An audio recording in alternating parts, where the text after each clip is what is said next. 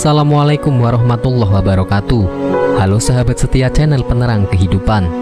Tidak lupa kami sampaikan salam sehat, salam sejahtera. Semoga tercurah segala bentuk kebaikan dan juga kita semua dalam lindungannya. Amin. Seperti biasa, kita akan berbagi kisah dari yang menarik sampai yang bikin nangis. Mari kita simak kisahnya.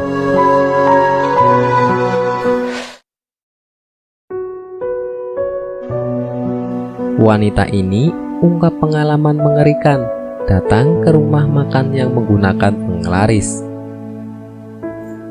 Setiap pedagang tentu menginginkan jika dagangannya bisa laris dan mendapatkan banyak keuntungan yang besar. Berbagai upaya dilakukan agar bisa menarik banyak pelanggan dan dagangannya laku keras. Namun sebagian dari para pedagang ada yang menggunakan cara-cara yang terlarang oleh hukum maupun agama. Salah satunya seperti diceritakan oleh seorang wanita asal Malaysia bernama Nurul Kasmidaliwati Zakaria. Dilansir oleh Oh Bulan, ia menceritakan bagaimana pengalamannya mendatangi sebuah rumah makan yang menggunakan penglaris.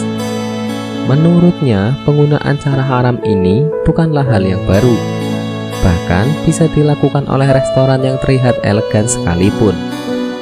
Saat itu, Nurul mendatangi sebuah rumah makan nasi lemak yang terkenal di Kuala Lumpur bersama dengan temannya bernama Erik Hansem. Terlihat banyak orang yang mengantri untuk memesan nasi lemak tersebut, padahal rasanya biasa saja. Bahkan harganya lebih mahal. Meski demikian, Encim Hansem yang mengajak Nurul merasa bahwa itu wajar saja. Ketika itu, Nurul dan anak-anaknya mencari tempat duduk, sementara Erik Hansem ikut mengantri dan memesan.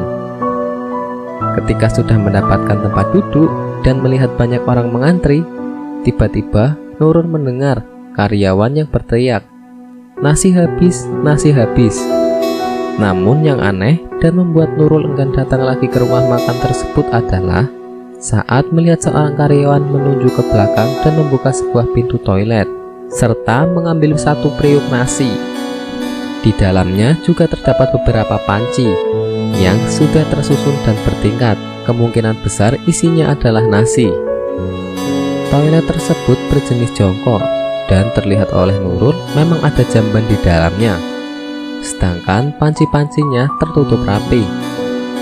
Nurul lantas mempertanyakan dalam hatinya motif penyimpanan nasi di toilet. Meski tidak digunakan, toilet tetaplah toilet yang sudah dianggap sebagai tempat kotor. Setelah melihat kejadian itu, Nurul bersama anak-anaknya kemudian mendatangi Erik Hansem dan membatalkan pesanan. Namun karena sudah membayar dan makanan itu sudah dibungkus, nasi lemak itu pun dibawa pulang. Nurul sendiri enggan memakannya. Esok harinya barulah Nurul menceritakan kepada Erik Hansem tentang apa yang dilihatnya. Sejak saat itu, Nurul tidak mau datang ke rumah makan tersebut dan merasa kasihan dengan orang yang mengantri di sana. Nurul juga mengungkapkan ada beberapa ciri-ciri rumah lain yang menggunakan penglaris, di antaranya 1. Pemiliknya tidak mau atau jarang melaksanakan sholat karena hodamnya akan merasa panas. Kedua, pemilik warungnya akan menggunakan wafa atau mantra yang ditulis di kertas dan di kulit binatang.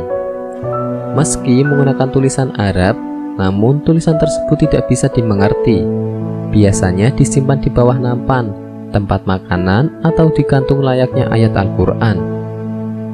Ketiga, rumah makan menggunakan penglaris tidak memasang hiasan ayat Al-Quran.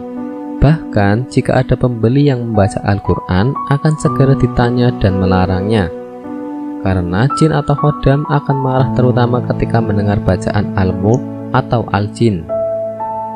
4. Biasanya pembeli yang datang ke rumah makan penglaris akan memiliki selera yang besar.